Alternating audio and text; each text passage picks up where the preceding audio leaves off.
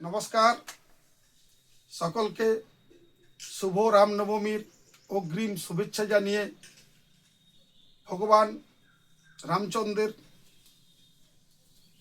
যে রাজত্ব সেটাকে আমরা সনাতনী হিন্দুরা রাম রাজত্ব বা রামরাজ্য বলি। সেই প্রসঙ্গে আমি দু একটি কথা বলার চেষ্টা করছি। রাজা রামচন্দ্র ছিলেন একদিকে প্রজাবৎসল, প্রজাদের কল্যাণে তিনি তার সারা জীবন ব্যয় করেছিলেন। অপরদিকে তিনি ছিলেন দুষ্টের দমন এবং শিষ্টের পালন, এই ব্যাপারেও ছিলেন তিনি সিদ্ধহস্ত। রামরাজ্য বা রাম রাজত্বে আমরা দেখি সেখানে দুর্নীতি ছিল না, সেখানে হিংসা ছিল না, সেখানে সাম্প্রদায়িকতা ছিল না, সেখানে বিভাজন ছিল না, সেখানে নারী ধর্ষণের মতো ঘটনাগুলো ঘটতো না। রাম রাজত্বে ধর্মের নামে কোনো ভেদাভেদ রাম রাজত্বে ছিল না। সকলকে সঙ্গে নিয়ে যে চলার বার্তা রাজা হিসাবে রামচন্দ্র দিয়েছিলেন, আমরা আজকের দিনে সেটাকে রামরাজ্য বা রামরাজত্ব বলতে পারি, যেটা আমরা সনাতনী হিন্দুরা মনে প্রাণে আজও ধারণ করি, সেই স্বপ্ন দেখি রাম রাজ্য বা রামরাজত্ব। কিন্তু আমরা বর্তমানেও রামরাজ্য বা রামরাজত্বের যে আলোচনা সেটাকে উপেক্ষা করে বিশ্বের যে অন্যান্য মতবাদ, গান্ধীবাদ, মার্ক্সবাদ বা অন্যান্য যে মতবাদ, সেসব নিয়ে আমরা অনেক আলোচনা চর্চা করি আমাদের শিক্ষিত মহলে। কিন্তু রাজা রামচন্দ্র তিনি রাজ্য শাসনের জন্য যে ভাবে শাসন করেছিলেন সেই বিষয়টাকে আমরা উপেক্ষা করি।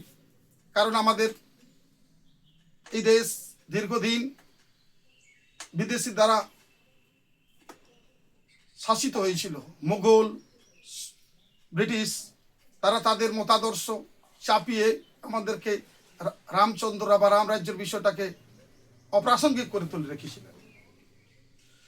আমি গান্ধীবাদ বা মার্ক্সবাদ বিষয়ে কিছু বলছি না, কিন্তু সেখানেও যদি আপনারা ভালো করে পড়াশোনা করে দেখেন বা যারা জানেন তারা সেই বিষয়গুলো দেখেন, সেখানেও এই বিষয়গুলোই আছে। মার্ক্সবাদে তো শুধু শোষণের বিরুদ্ধে কথা বলা হয়েছে, এটা রাজা রামচন্দ্র বহু যুগ আগেই কথাটা বলেছেন। আর মহাত্মা গান্ধী নিজে ব্যক্তিগতভাবে রামরাজত্বের কথা বলেছেন, তিনিও চাইছিলেন ভারতবর্ষের রামরাজ্যের প্রতিষ্ঠা হোক, কিন্তু দুর্ভাগ্যক্রমে সেটা আজও হয়নি। বিশ্বের যে কোনো মতবাদেই সাথে আলোচনা করুন, রাজা রামচন্দ্রের যে শাসন ব্যবস্থা যেটা ছিল তার কাছে অপ্রাসঙ্গিক, গুরুত্বহীন, কিন্তু সেই বিষয়গুলোকে তুলে ধরা হয়েছে রাজা রামচন্দ্রের শাসনকে উপেক্ষা করে অন্যান্য যে ব্যবস্থাগুলোকে আমাদের মনের ভিতরে ঢুকিয়ে দেওয়া হয়েছে। বর্তমানে আমরা কেন্দ্রীয় সরকার এ বিষয়ে অগ্রসর ভূমিকা নিয়েছেন, এই জন্য আমরা বর্তমান কেন্দ্রীয় সরকারকে ধন্যবাদ জানাই যে তারা আমাদের রামচন্দ্রের যে রাজত্ব সেই বিষয়গুলো আমাদের সামনে নিয়ে আসছেন বিভিন্নভাবে। আমরাও আগামী দিনে এই দেশের রামরাজ্যের বা রামরাজত্বের প্রতিষ্ঠা দেখতে চাই। রাজা রামচন্দ্র যেভাবে শাসন করেছেন, আমরাও সারা দেশ তথা পৃথিবীতে একদিন এই রামরাজ্য প্রতিষ্ঠা হবে এই স্বপ্ন দেখি।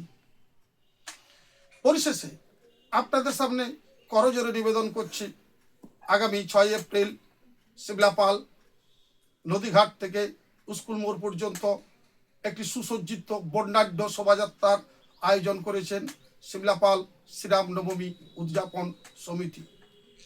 এই শোভাযাত্রাকে সুশৃঙ্খল এবং সাফল্যমণ্ডিত করে তুলতে আপনিও আসুন।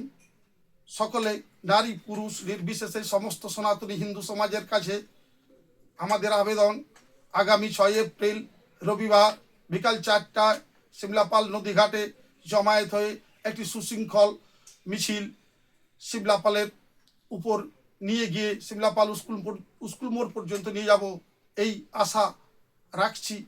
নমস্কার।